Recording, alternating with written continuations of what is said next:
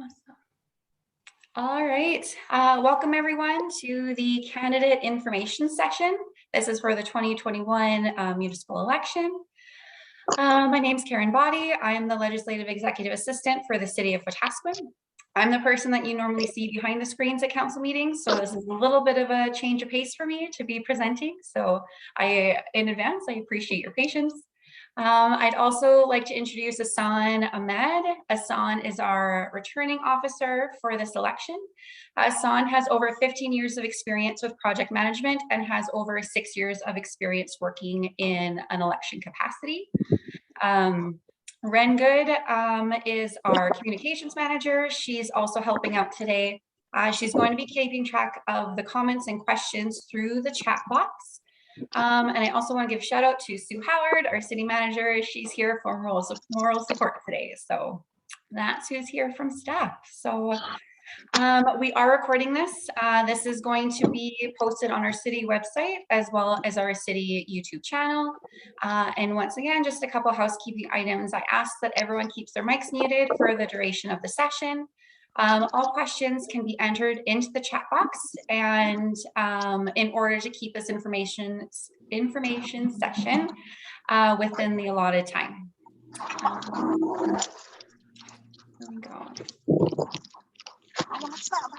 So I'm just going to mute you, Jen. There we go. Thanks. There we go. All right. Let's go. So we went through introductions. I'd like to do a land acknowledgement.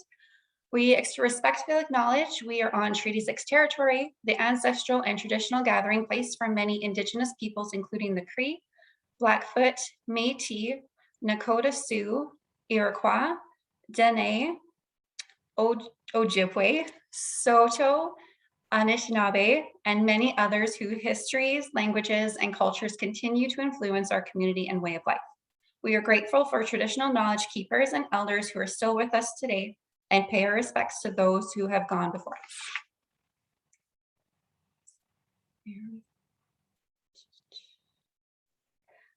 All right, so we're going to go through the agenda review, and what we're going to cover today is eligibility and what you need to know.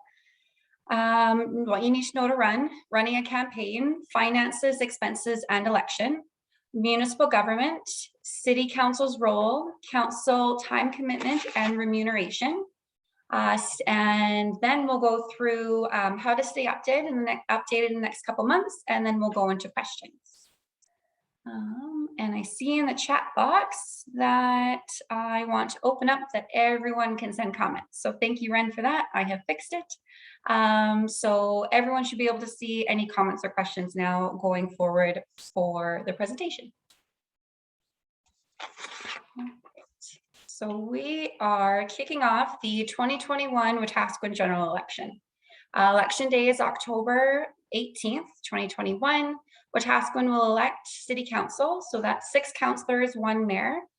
We are also looking for board trustees for the Wetaskiwin Regional School Boards Division, as well as the St. Thomas Aquinas Royal Catholic School Division.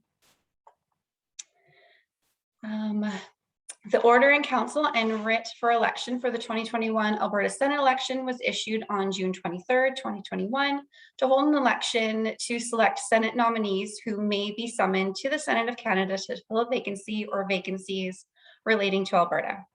There are also 2 orders were issued on August 9th, 2021 to conduct a referendum vote on the following 2 questions. Should Section 36(2) of the Constitution Act 1982, Parliament and the Government of Canada's commitment to the principle of making equalization payments be removed from the Constitution? And then the second question is going to be, do you want Alberta to adopt year-round daylight savings time, which is summer hours, eliminating the need to change our clocks twice a year?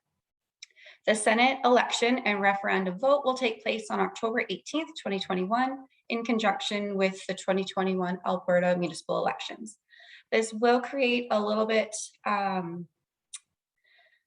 extra work for election workers. One thing that I have found out from Elections Alberta is that they're going to be in different colors. So the city of Wetaskiwin, our ballots will be white.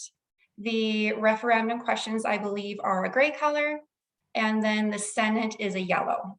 So they will be very distinct, like you'll be able to tell which pamphlet is which. So, all right.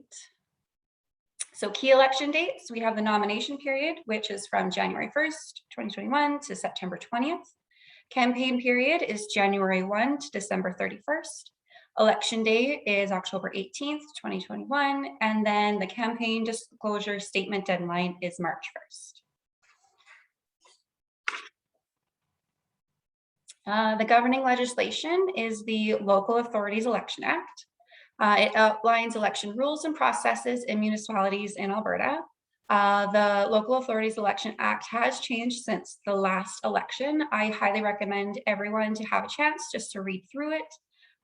It is only 188 pages, so it's not awful. We have an election bylaw, and that is a city-issued election bylaw. The election bylaw contains detailed information on election processes in Wetaskiwin, including nomination processes and voting procedures. I'll also have a link, it's on our city website, to our bylaw if you would like to take a look as well after this session. Who to contact. So if you have questions about the Wetaskiwin elections, that's myself and Asan, and you can reach us at administration@wetaskiwin.ca. There is municipal affairs, so if you would like to ask them directly, you're more than welcome to do that. And then Elections Alberta is also Asan and I.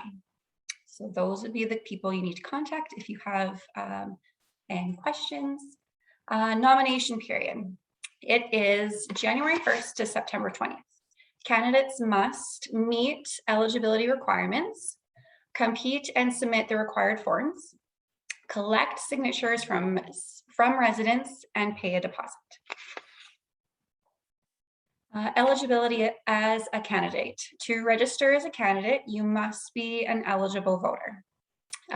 Those criteria are at least 18 years old, a Canadian citizen, and a resident of Wetaskiwin for the six consecutive months prior to nomination day, which is September 20th. Oh, and if you want to find that section, it's in sections 21 to 24 of the LAEA. Ineligibility. So City of Wetaskiwin employees are required to take a leave of absence if they were wanting to run in the election. School division, charter school, or private school employees would have to do the same. You are ineligible if you owe more than $500 to the City of Wetaskiwin and more than 90 days in arrears. You're also ineligible if you are convicted of an offense under certain legislative acts. And you can also find that as well under sections 21 to 24. All right, nomination requirements. So you are required 5 signatures to run for mayor and a $100 deposit paid while submitting nomination papers. And then candidates for councillor, 5 signatures are required and a $50 deposit when submitting the papers as well. Completing and submitting the forms. The form used must be the official version from the City of Wetaskiwin website. Forms can be found on the link here, also available on our website. Nomination forms, including deposits, must be submitted in person. So it cannot be your delegate or your designate, it must be you. We need to see your lovely face. Campaign financing. This is really exciting stuff. Regulations for finances and disclosures are set out in the PAR 5.1 of the Local Authorities Election Act. Regulations have recently changed, and I'm going to say once again, please read up on the campaign financing. I usually keep my elections at pretty close to where I am. I might even carry it more than I have my coffee cup, which if you know me, coffee is strapped to me at all times. So if I am unsure, if you're asking me a question, I just don't know it right away, I usually check with municipal affairs just to make sure, or with Asan, just to make sure that I am giving you accurate and correct information. So I just like to double check especially it's not just to be safe. So then campaign bank accounts. So all contributions must be deposited to a campaign account. Money from expenses must be drawn from a campaign account.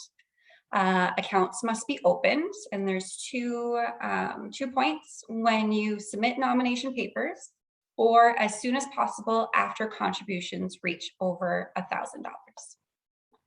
Contribution limits.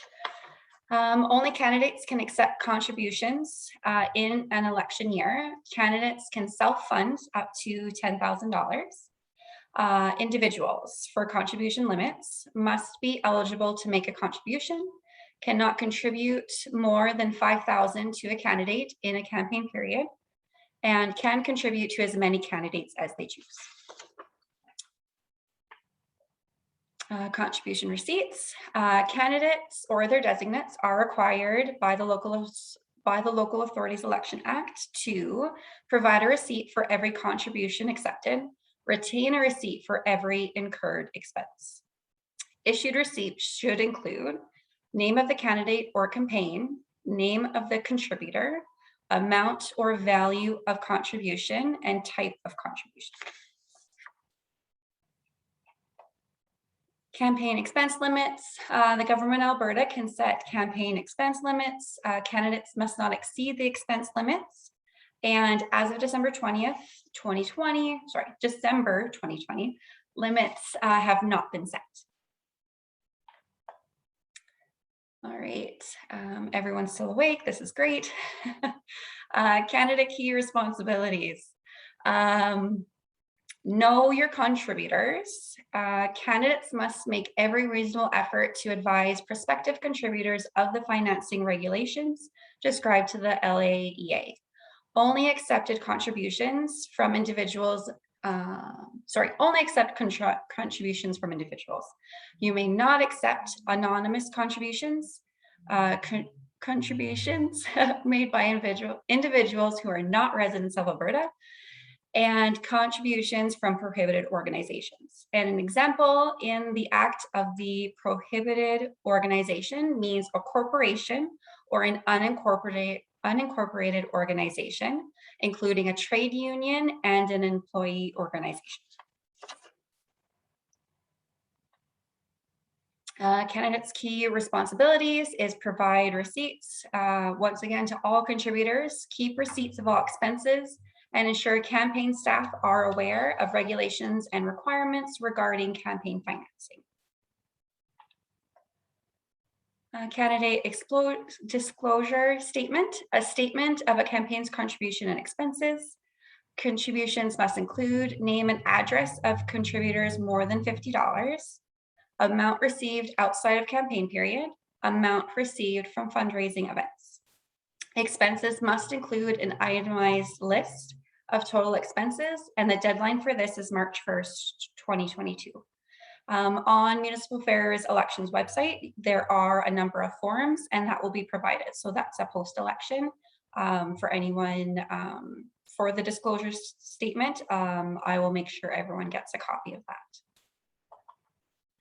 All right, surplus. So if you have the bonus of a surplus, this is what you'll need to do. Within 60 days of filing the campaign disclosure statement, if the surplus is less than $1,000, candidates can retain the surplus, donate all or a portion to a registered charity. If the surplus is more than $1,000, candidates must donate all or a portion to a registered charity.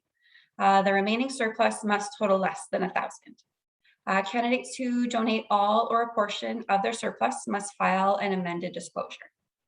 One of the rules that has changed in the past was we used to keep as a municipality the surplus in trust. We no longer do that. So we only have the two options of the less than or more than going forward. Deficit. Candidates within 60 days of filing the campaign disclosure statement must eliminate the deficit, may accept contributions in order to do this. Regulations regarding these contributions apply, and candidates must file an amended disclosure following the elimination of the deficit. I'm reading faster than I'm moving my screen. All right, campaigning. What is campaigning? It's activities that promote a candidate or a candidate's campaign. Who can campaign? Only nominated candidates can campaign. When can campaigning take place? Campaigning can take place during the campaign period from January 1 to December 31st, 2021. Just a reminder that campaigning activities must adhere to the current public health measures. Please check with the Alberta Health Services website for up-to-date information. So just reiterate once again that during campaign period, only official candidates can receive contribution and incur campaign expenses. You are only considered an official candidate after nomination paper and candidate acceptance and deposit have been received by the returning officer. Only official candidates may represent themselves as such, and please refer to the Local Authorities Election Act for more details. Campaigning in the LAEA, it's important to note that the LAEA does not provide guidelines on how to campaign. Follow public health measures, and the LAEA provides direction on activities not permitted, such as bribery or undue influence. Campaigning on election day and advance voting. This is prohibited and in and around a voting station on advanced voting and election days. So this includes canvassing for votes and displaying signage. Oh, there we go. All right, favorite topic of the night, signage. Signs must conform to the election signage bylaw. Signs can go up during the campaign period until 24 hours after the election is closed. Sign placement, you must have permission from the property owner. Advertisements may not be placed on or inside any of the voting stations on any of the election days, and this also includes the institutional vote locations. Those locations are also listed in our municipal election bylaw. On voting days, no vehicles with election signs may drive within 50 meters of any polling station. Residents within 50 meters of the polling stations are fine. I have really nifty, I don't know if you can see it, kind of, it might work. We have pamphlets here at reception. It's the just a quick how-to on the election signage. So it has little descriptions on it. So you're more than welcome to swing by. I can also email it, and it's also found on our city website. So it's just a quick cheat sheet that can save some time. And then just some more signage clarifications. Our development department and enforcement services have been working on this. So just for sign height, in lieu of a definition of sign height in the election signage bylaw, height shall be measured from a finished grade to the top of the sign. Sign area, maximum size of 1.0 square meters, which includes whatever the sign is mounted on, so that total area.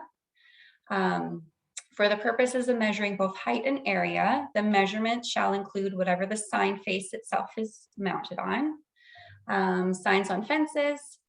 Since the land use bylaw land use bylaw allows us election signs on fences, and the election sign bylaw doesn't specifically ban them, they can be allowed. The fence itself isn't considered in the height/area measurements. If you are looking for more clarification, I would suggest having a chat with either Trent with Enforcement Services or Andrew with our planning and development. So they're working very closely on this and keeping an eye on the signs in and around the city. All right, third-party advertisers. So what is third-party advertising? It's a way for those outside of the candidate's campaign to express support or opposition to a candidate. Who is a third-party advertiser? An individual, corporation, or group who promotes or opposes a municipal or school board candidate through election advertising. Who cannot be a registered TPA? So that is a registered charity, an individual, group, or organization outside of Alberta. TPA Election Advertising. What is election advertising as it relates to the third-party advertising? The transmission of an advertising message to the public during the election advertising period that promotes or opposes a candidate. When is the TPA election advertising period? May 1st to October 18th.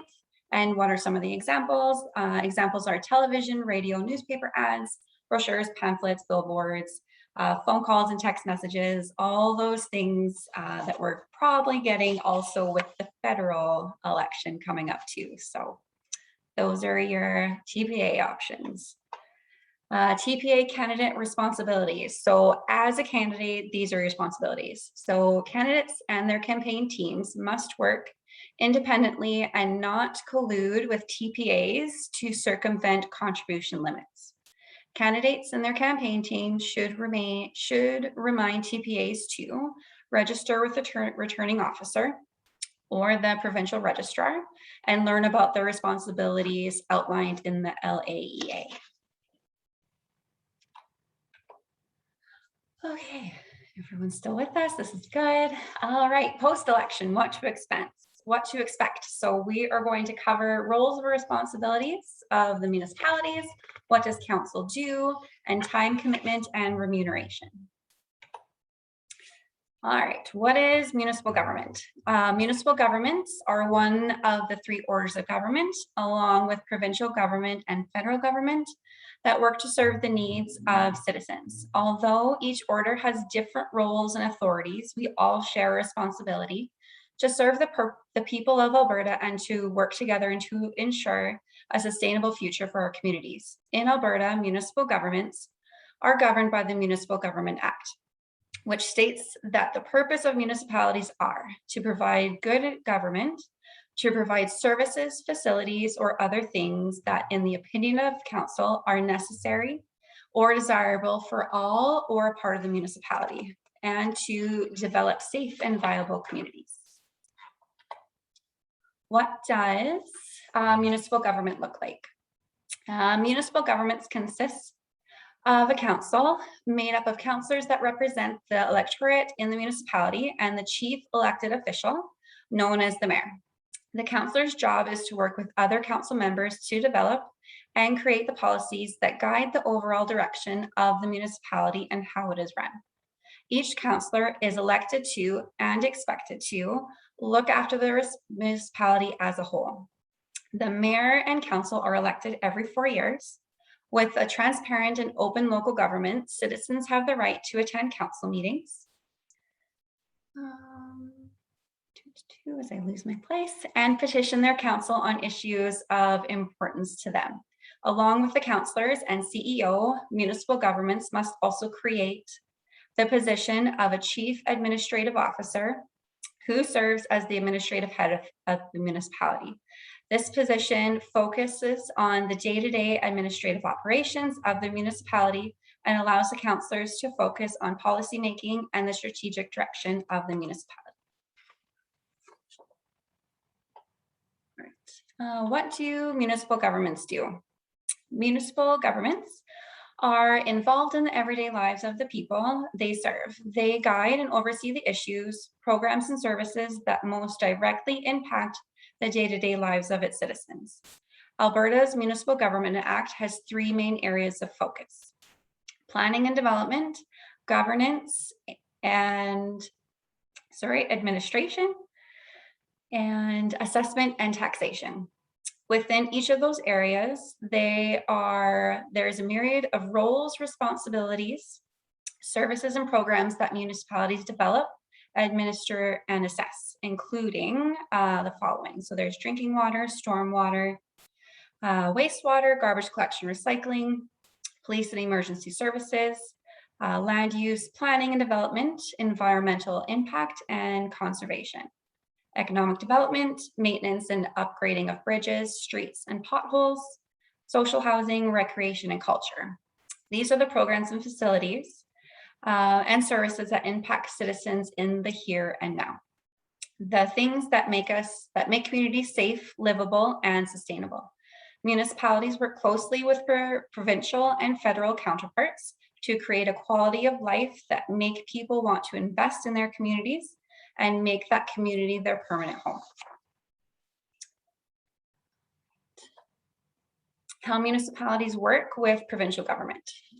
So the Alberta government recognizes the importance of giving municipalities the autonomy they need to make decisions that reflect local needs and priorities through the Municipal Government Act. Those priorities are reflected in the services provided by individual municipalities. Those priorities are reflected in the services provided by individual municipalities, which they fund using a mix of local revenues raised through property and business taxes, utility and services fees, as well as provincial or federal grants. The province and municipalities often partner in the delivery of shared jurisdiction services. Alberta Municipal Government Act spells out municipal duties and responsibilities, as well as requirements to ensure transparency and accountability. As part of this expectation, each municipality must submit an annual financial information return and an auditor's report by May 1st of each year. For those that are familiar with this process, Alberta municipalities also collaborate with their provincial counterparts through the AUMA and its working groups, meetings, events, and other advocacy efforts. In addition, AUMA provides a variety of communication tools for provincial officials that focus on the issues impacting municipalities. Through the Municipal Government Act, provincial and municipal governments work together to decide where government services are best delivered on a local basis and how the services are paid for. All right, so we have, we'll go through remuneration. Councillors receive $30,083 annually. Mayor receives $66,105 annually. My numbers are driving great right now. And the deputy mayor remuneration. So that's covered while acting. So each councillor takes 2 months back to back each year to be deputy mayor. Examples of what a deputy mayor does during those 2-month term is attend meetings or events on the mayor's behalf if they are unable to attend. The deputy mayor also chairs the committee of the whole meetings and approves the agendas with the mayor. Pecuniary interest.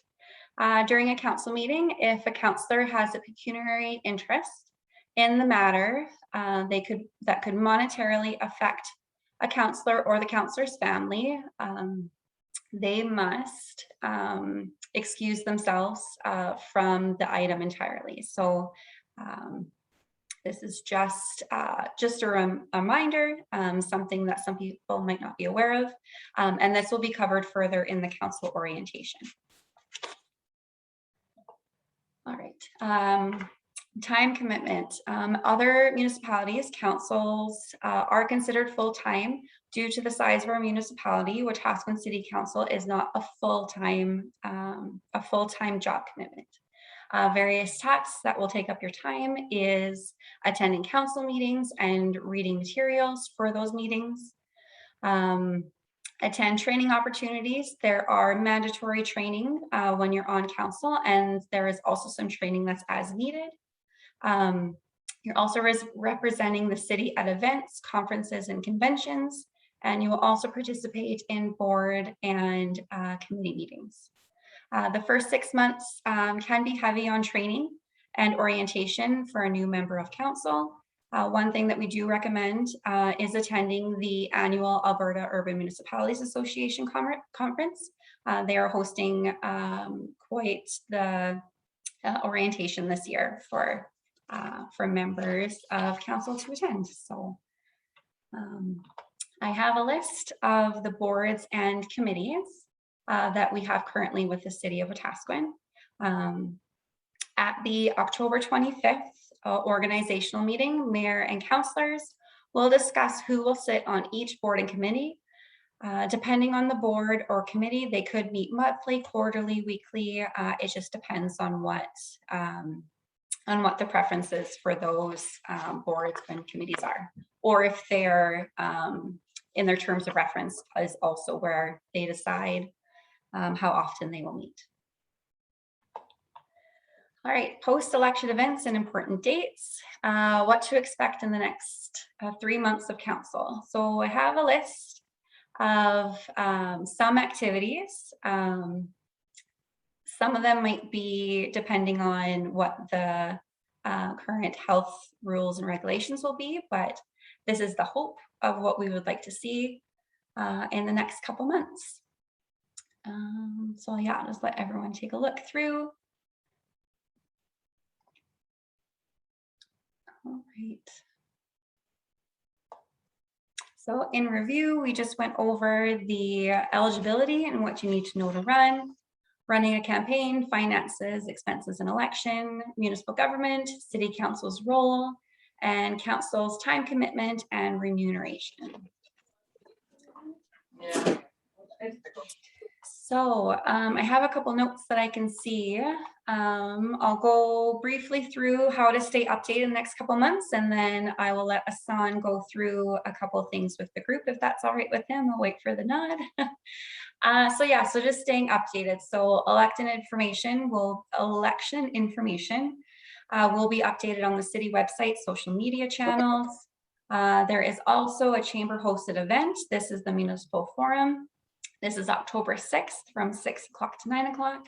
I don't have all the information for that, but as soon as I know, I will make sure all of the candidates receive that information. And we also have an advance vote date, and that's going to be on October 13th.